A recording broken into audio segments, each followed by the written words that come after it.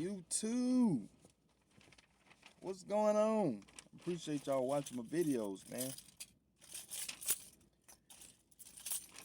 What's going on?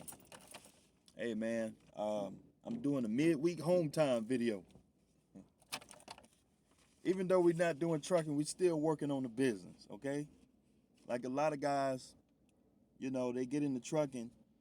You talking about getting your own truck and trailer, man. You gonna be working. If you ain't driving the truck, you're gonna be doing paperwork. If you ain't doing paperwork, you gonna be working on the truck. If you're not working on the truck, you gonna be doing something to maintain your business. You running the trucking business. So, but yeah, man.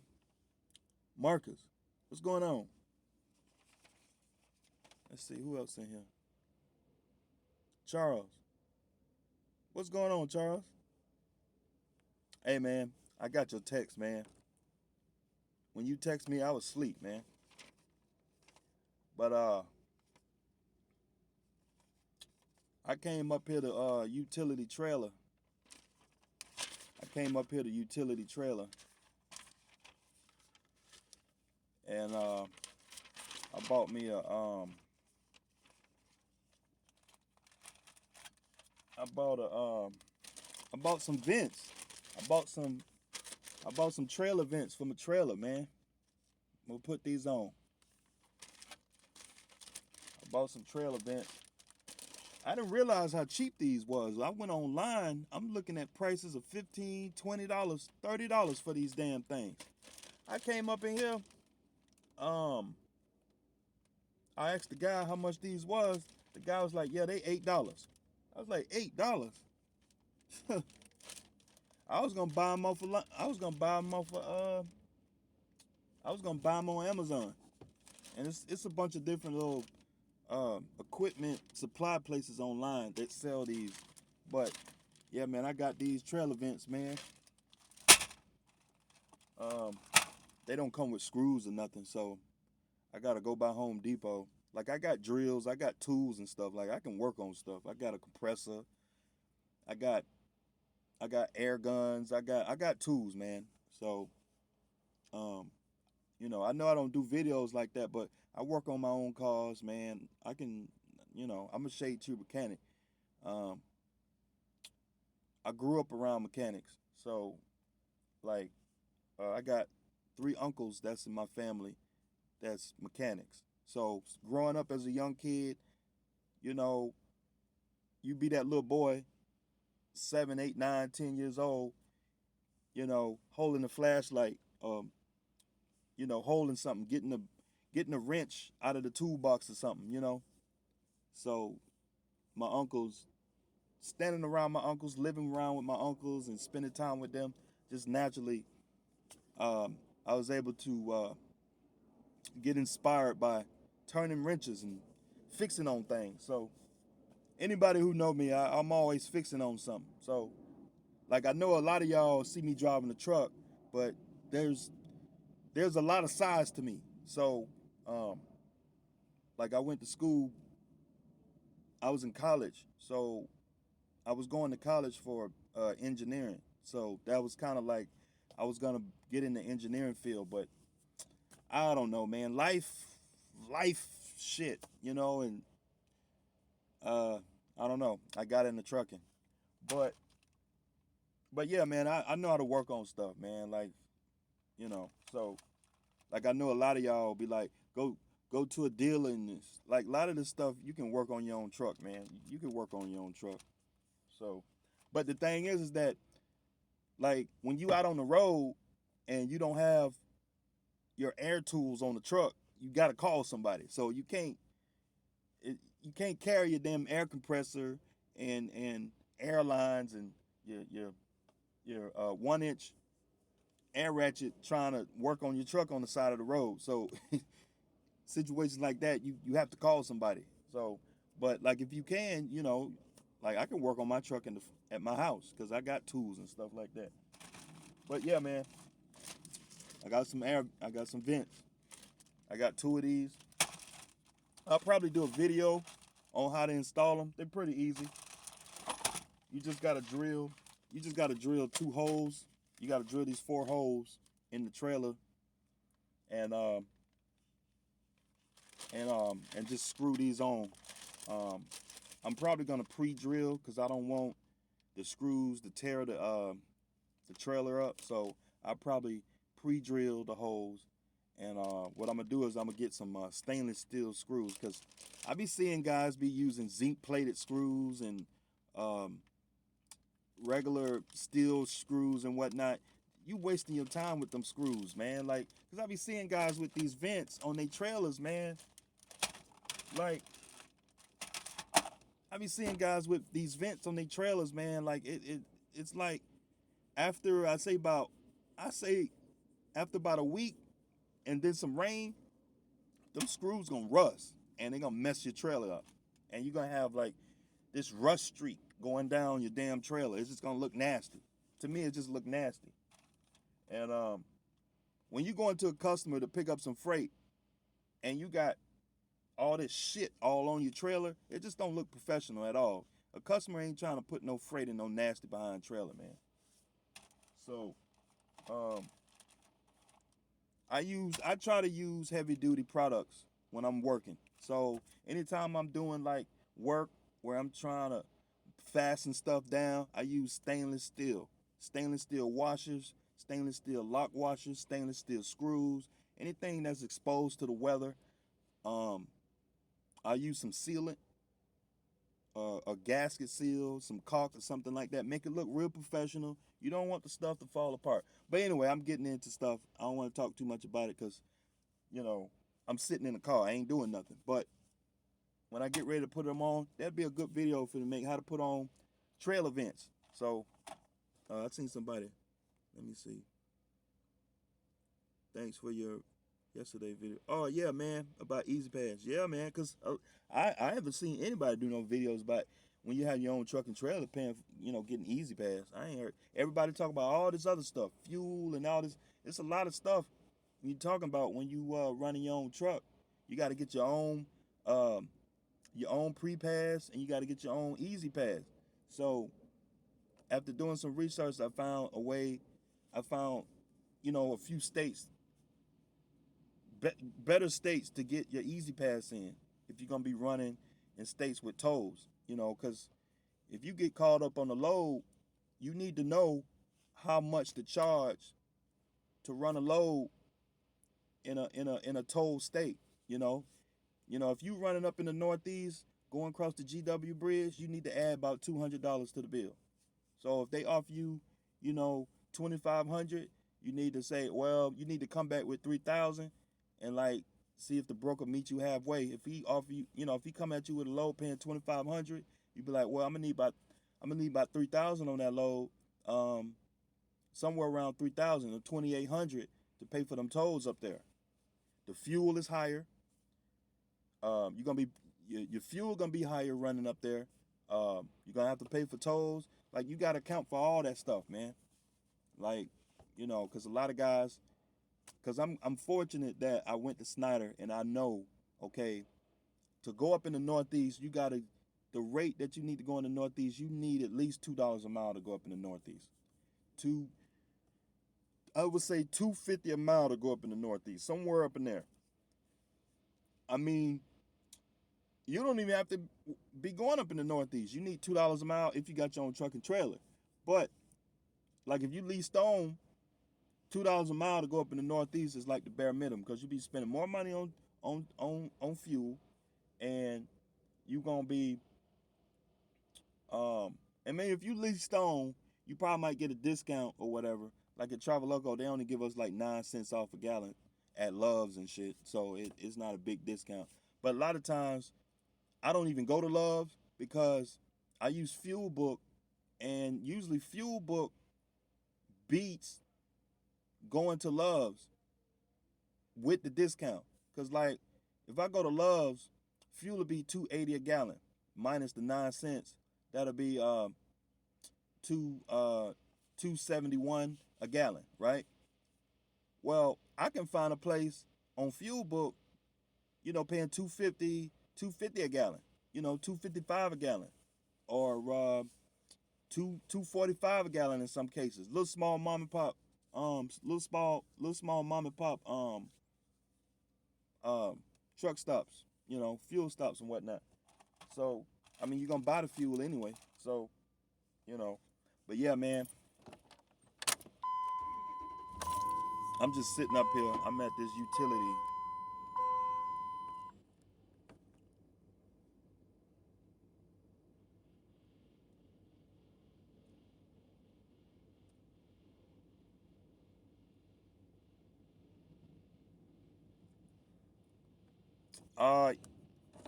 Uh, yeah. Um, I mean, I've been in trucking for a long time, and like I know guys in trucking. So the guys that I know who got their own trucking trailer, and I ask them questions, and they, they give me information and whatnot, and like, um, I already know. I already, when I went and bought this trailer, I knew that okay, I'm gonna have to get some trailer vents on it because this trailer, this trailer is a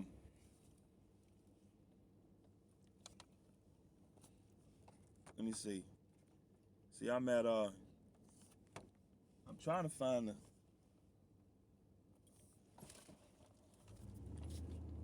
This trailer is a stock trailer, so it ain't really come with anything on it. This trailer ain't come with nothing on it. Now, if I would have came in, cause I wasn't, the guy who sold me this trailer, he didn't give me a chance to spec a trailer, and then once my contract started going through with Travel Loco, I didn't get a chance to really sit down with the guy and to spec a trailer. And I mean, cause if I would have spec the trailer, I would have got all this stuff installed. Before I picked it up, I would have got the side skirts and everything. I would have got the trailer vents. I would have got all the little bells and whistles. I would have got all the little bells and whistles when I bought the trailer. But it's all right. I put them on because they probably charged me about $200-300 to put these damn things on. I mean, I can go to Home Depot, get some stainless steel screws, and I got a DeWalt drill, and I got a DeWalt drill. I can just drill these on, and it'll be done. I got a 20-foot ladder at the house, so I can go ahead and do that and get that done. But um, having trailer vents on your trailer, it allows you to pull. It allows you to pull like a specialized freight. It's just certain types of freight that just requires trailer vents. If you've been in trucking, you know what that freight is. You talking about um, potatoes, pumpkins. Um, I mean, for me to get a pumpkin load right now, I don't know, because usually customers will start shipping pumpkins in September. So I'm probably a little late right now to be trying to get a pumpkin load. But yeah, pumpkins, um, cabbage, onions. What else? Cabbage, onions. Um, I'm trying to think of all the freight. It's a lot of it's a handful of freight out there that requires.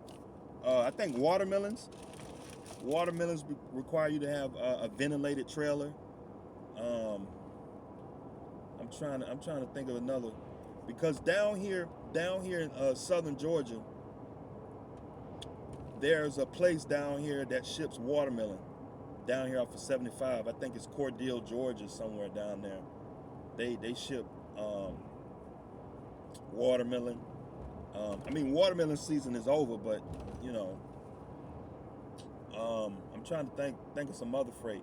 But the point is that I want to be able to post my truck I want to be able to post my truck on the board,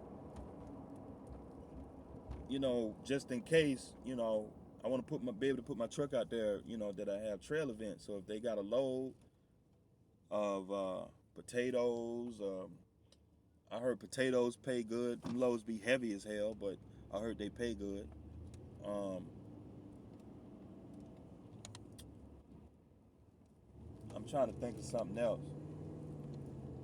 Um, Onions, watermelons, cabbage.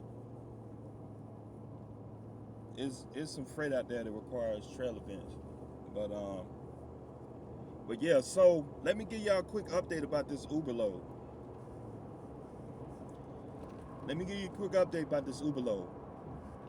Okay, so they got me a new appointment. You know, I told them, you know, if these numbers don't work out right, I'm just gonna go ahead and take the load back up to the customer. I'm gonna take the load back up to, bring it back up here to Atlanta, because I ended up coming back up here anyway. Because I wasn't gonna sit down there, you know what I mean? But you know, later on the night, I'm gonna go ahead on down there because I got an appointment for the night at 9 o'clock, because they do their shipping at they do their shipping in the evening, so they don't receive loads during the day. So you got to get a PM appointment. So I got a new rate confirmation. They was able to give me I couldn't get the $1,000 a day that I wanted. I mean I'm sitting here, I'm thinking like, okay, could I actually could have got $3,000 for layover for a load that goes 100 miles? I mean, they was able to give me $900 in layover. I got a new rate con for $2,100. So the load pays $1,200, and I got $900 in layover. And that just for sitting around waiting and all this shit like here tying up my truck. They gonna go ahead. I'm gonna get paid $2,100 for this load, which isn't bad. To go $2,100 to go 100 miles is out of this world. But the load is holding me up for 3 days. This load is holding me up for 3 days, but I'm not burning no fuel. It's just tying up my time. But I'm still gonna make about, because pay cutoff is today, and like depending on if I get unloaded in time, I can be able to submit those bills and get paid. Because Traveloka requires you to have the bills, a signed copy of the bills before they pay you for a load. So I'm still gonna do about 4,200, maybe about 40. I'm still gonna do about 4,200 with all this waiting around and shit. So yeah, hold on, let me put my seatbelt on, because I know some of y'all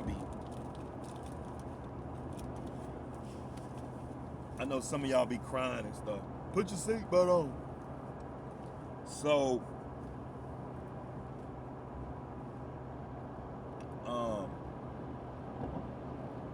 I think that's still pretty good. I'm still gonna do pretty good. I think I ain't really burned no fuel, and I'm still probably gonna gross maybe 2,000 for the week. You know, still probably gonna take on 2,000 for the week, 2,500, something like that. Just cause, you know, after Traveloka get their cut, minus fuel, I ain't really bought no fuel. I think I spent maybe $500-600 in fuel this week. I'm probably gonna have a $2,700 settlement probably. And then, the truck note. So it's probably gonna be about $2,000 for the week, which isn't bad. I mean, it ain't bad at all because I'm home now. Like I'm home. Like, and then I spent all Monday at home. I spent Tuesday at the customer, and then I came back, and now I'm home again. And then I spent Saturday and Sunday home.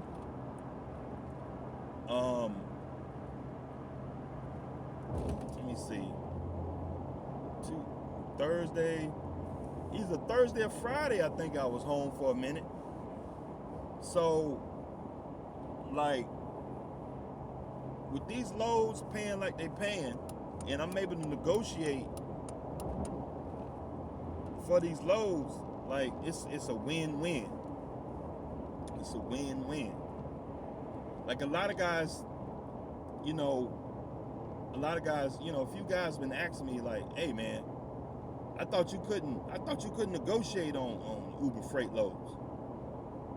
You can't negotiate on the load when you book it, but once you book it and accept the terms of the load, well, the load is yours.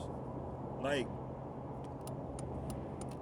but if the load doesn't go the way that's supposed to, now you can go back to the customer and say, hey man, there's layover, there's some issues going on, the freight blew up, whatever the case may be. Like, now you can renegotiate the terms of the load and get some more money. See, but like a company like Snyder or Interstate, something like that, when they have a load on the board, you sign a contract to do a job, so you're getting paid flat rate. So whatever they got on the board, you book it, you can't negotiate. So being able to negotiate is a big deal. It's a very big deal. So, like a lot of guys don't really understand the art of business. You know what I mean? Like they don't understand the art of business. Like, yeah, you can't negotiate on Uber Freight loads, but you gotta understand, you get a rate con. A rate con is a contract.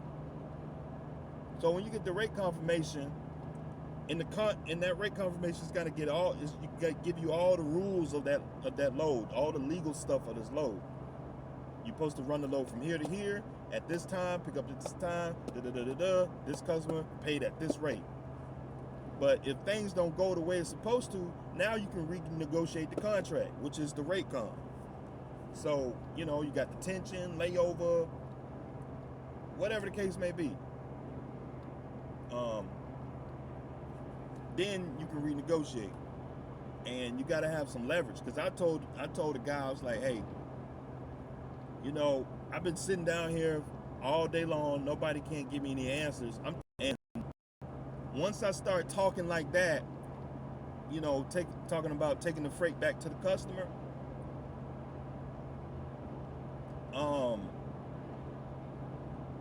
they pretty much started. They started talking. Then they started talking. He's like, okay. It's like, look, the best I can do is this, and this. We kind of went back and forth on some numbers. I was like, look, man, I need 1,000 a day, man. I need 1,000 a day. I'm sitting down here, you holding up my truck. I think it's just best for the both of us. We can just go ahead and let me just take the freight back to the customer. He's like, look, we can't do that. We went back and forth a little bit. He's like, look, he was gonna give me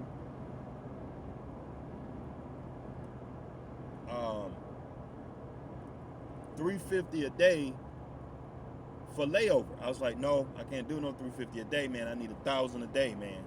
Like, meet me halfway. Give me 500 a day or something. 500 a day, 600 a day or something like that. But if you gonna ask me, I need 1,000 a day. You holding up my truck. Let's just go ahead and run this freight back on up here, and then we can just move on to other things. Then we went back and forth a little bit. So after talking, we settled on, I think after talking to him, I was like, okay, we settled on 2,100. $1,200 to run the load, $900 in detention.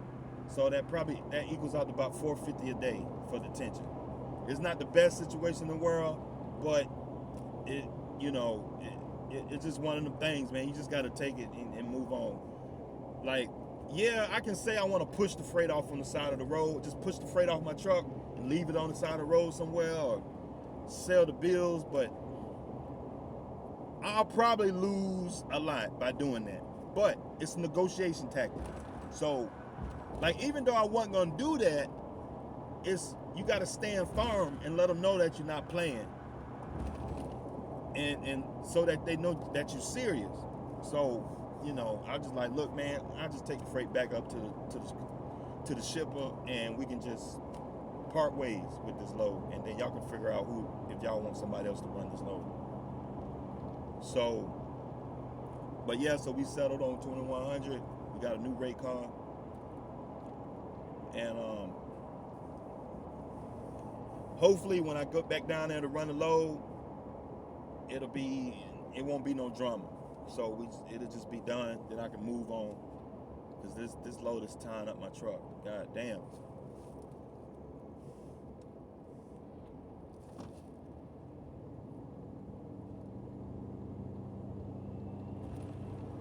Let me see. Yeah, man, y'all, like, a lot of y'all guys got y'all own authority, man. Y'all been out here for a while. Y'all got a relationship with some brokers, man. You got a relationship with some brokers. You can run one load a day, make 1,000 a day, and be home. 1,500 a day, run a load for about 200 miles, and make 1,000 a day, be right back at home. But I'm still new to the game. Once I get some brokers in my phone and get a relationship going, and then I'll be ready to go.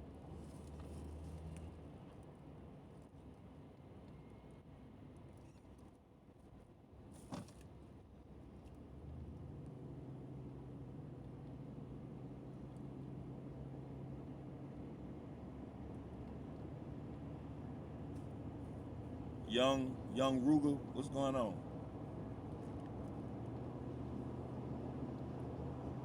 But yeah, man, I'm just sitting in traffic, man. It's morning traffic in Atlanta right now. Morning traffic. But I just wanted to make a quick video for y'all, man. Just gotta just make a quick video for y'all. Seems like my revenue going up because I've been making a lot of videos lately. My YouTube revenue going up. A lot of people watch my videos. So